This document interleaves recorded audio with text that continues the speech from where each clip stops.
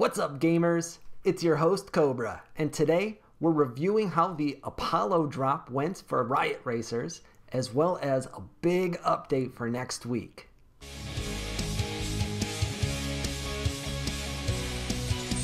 So a little over a week ago, the Riot Racers team wrapped up the first drop of their Apollo collection of cars. Now, as a reminder, Apollo is 7,777 cars total, and during this drop, they had planned on selling 2,000 cars. In the end, they sold almost 2,500, which is a tremendous result. Yes, it would have been a little bit better for the secondary market had they not oversold that 2,000. However, the goal was to get more cars in more players' hands, and that goal was absolutely achieved. On top of that, we now have a secondary market that, in my opinion, is much healthier for bringing on additional new users. The floor for a Genesis car still is about 0.15, which is not inexpensive for an entry-level car. However, from the Apollo collection, you can get in at under 0.07, which is less than the Group A drop price was. Granted, you have no chance of doing better than a rookie at that price point, but a rookie car gets you in the race and can be upgraded all the way to legendary over time.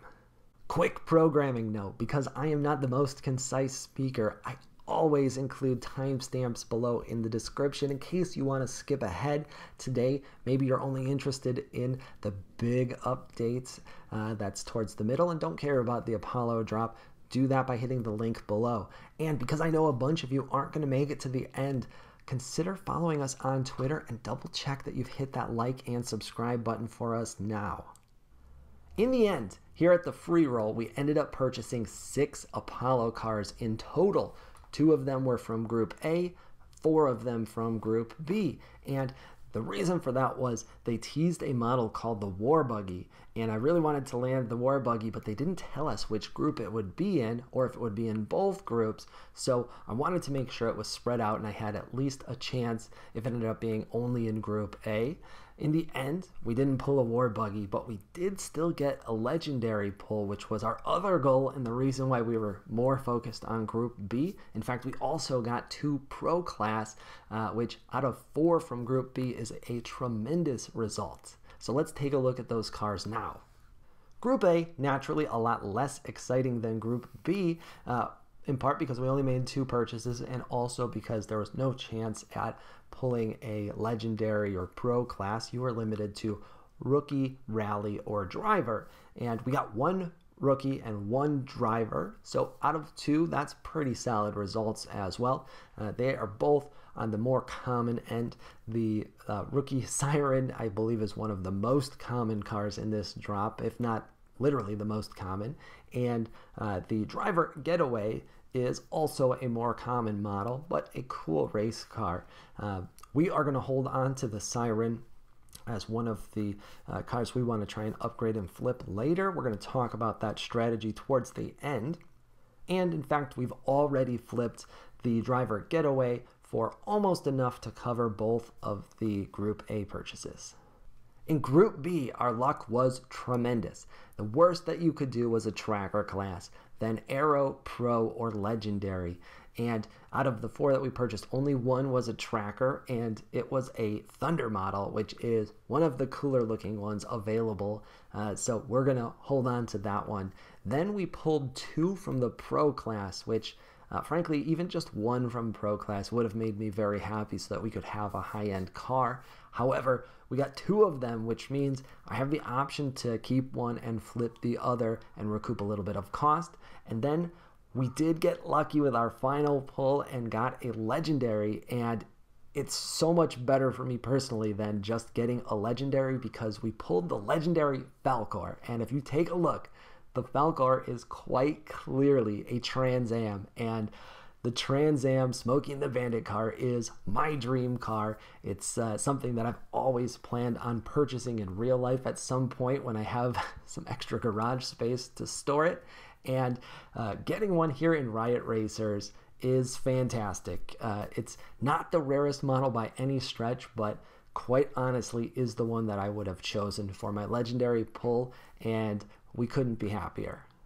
So let's take a look at secondary action, because Apollo has created some great new dynamics for the Riot Racers secondary car market. The first is that the floor has been lowered from about 0.15 to under 0.07.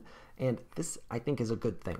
It's still healthy relative to what you paid for a Group A car on the drop. So even if you got one of the most common pulls, like the Rookie Siren that we did, you haven't lost very much value at all at this point, and that should be expected for this style of drop. In fact, I'd say that's better than average, considering it was one of the worst kind of pulls available. The other really interesting thing is if you were looking to get some higher class cars, maybe you have some Genesis cars, but they're all rookie or rally. That's what my collection looked like early on, so nothing wrong with that being the case for anybody. If you want to get yourself a driver, a tracker, an aero class car, even a pro or legendary class, it is far more affordable today than it was with just the Genesis collection, and that's really great because we need people racing at all of the tiers, and this will allow more players to earn some better rewards in game because they have a higher class car. Since the Apollo drop was blind, there was a ton of models that they didn't reveal to us before the drop, which kept the reveal really exciting for sure, and I would encourage the team to keep it that way in the future. But let's talk about my favorites. Number one is still the War Buggy. That was the one I was hoping to land going into the drop. We still haven't been able to pick one up on secondary just yet, but we are going to, because I think that the mech drivers would look fantastic in a War Buggy, and they will go very nicely with my small collection of Warhammers in terms of war vehicles. Coming in at number two is the Falcor. Now, I gushed all over it when talking about the Falcor that we did pull.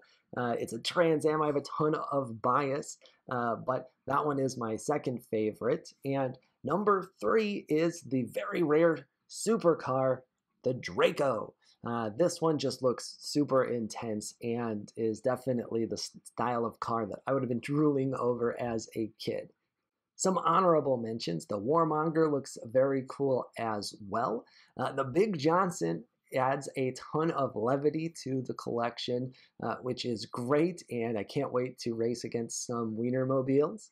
And then the Phantom is one of the pros that we pulled, and another very cool looking supercar.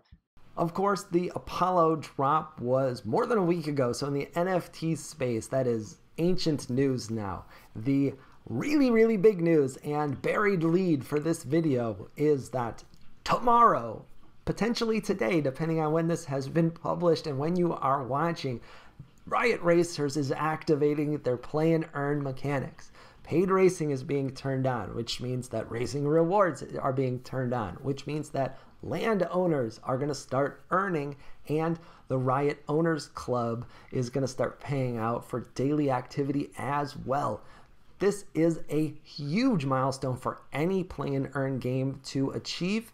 We've been following this project for over 10 months now, and I can tell you the team has been busting their asses to deliver this for us for a long time. So congratulations, Riot Racers team, and frankly, congratulations to all of the holders that have been investing and waiting for this moment to come for a long time. One of the things that I absolutely love about this project is that they provide multiple opportunities for earning Riot in-game, and that is both important from a game design as well as in terms of marketing the project, because not everybody wants to grind out a ton of races every single day.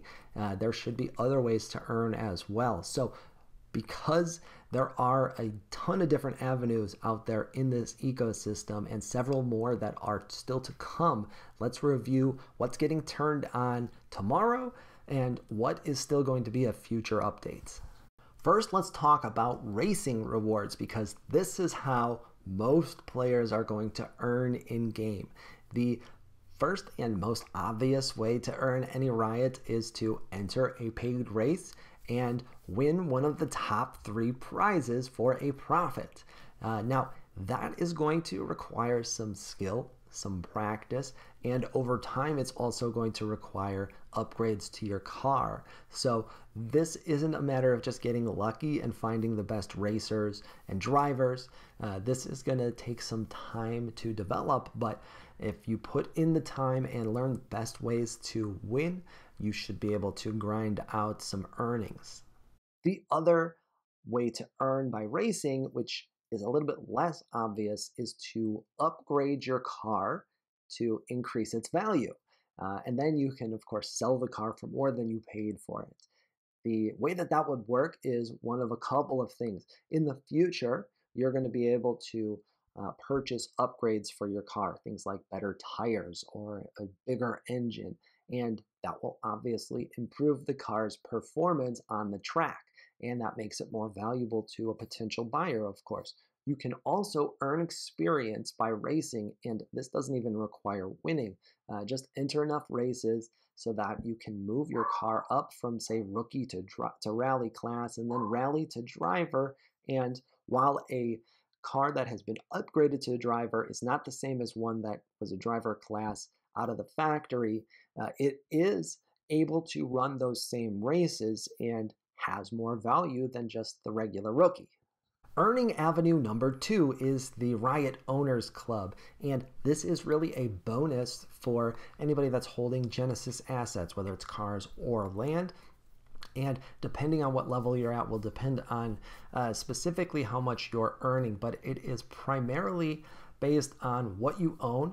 So that chart is over here, and I can tell you that for the 4 cars that we own plus the 5 racetrack plots that we own, we're going to be earning a total of 145 Riot per month on top of everything else.